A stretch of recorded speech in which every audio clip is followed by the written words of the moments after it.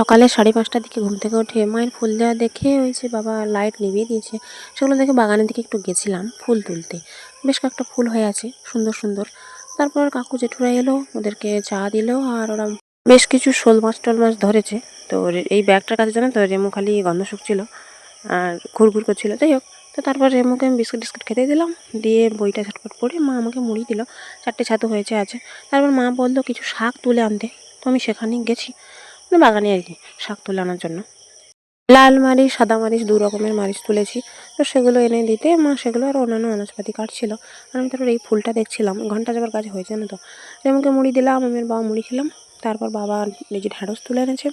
ওই যে সবুজ মতো একটা টমেটো দেখা যাচ্ছে, ওটাই ছিল লাস্ট টমেটো গাছ, জানো তো, আর হবে নাকি জানি না। তো আমি তারপর এই যে 2 রকমের শাক তুলে আনলাম মাঠ থেকে, 2টো গুঁড়ো আলু বাবা খুলে দিয়েছে। মা শরবত দিল আমাকে বাবাকে। তো তারপর মা কিমা শাক পরিষ্কার করছে, আর আমি আমটাম খেয়ে স্নান করে এসে মেনু টেনুগুলো দেখে তারপর আবার ফুলকপিতে চলে গেছি, কারণ আজকে আর নতুন কিছু নেই ঠাকুরকে দেওয়ার মতো। তারপর সবাই খাওয়া দাওয়া করে নিলাম। এই যে এই কিছু আমার বাকি আছে আর কি। রেমুকে মুড়ি টুড়ি দিয়ে এখানে একটা ওল গাছ দেখে ওইখান থেকে বাবা মাটি খুলছিল মাঠে, মানে বেশ কিছু গাছের গোড়ায় দেবে বলে দিয়েছে, সকালে খুলছিল আর কি। 12 বার হয়েছে, তো আমি ঝড়া ধরে দিয়েছিলাম। আর গতকাল একটাই যে ছাতু হয়েছিল দেখো, মা খেয়াল করেনি। তো মাঠে আমি সেগুলো একটু দেখে ঘুরে টুরে তারপর আকাশের চাঁদটা দেখছিলাম। আর তারপর এখানে একটা রেখে কুড়িগুলো রেখে দিলাম, মানে চকলেট একটু দেখছিলাম।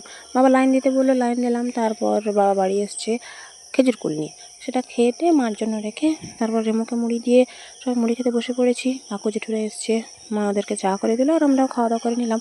তারপর বাবা এসে জিনিসপত্র খাওয়া দাওয়া সব কিছু নিয়ে চলে গেল। একটা আম কুড়িয়ে এনেছে, আমরা দেখছিলাম।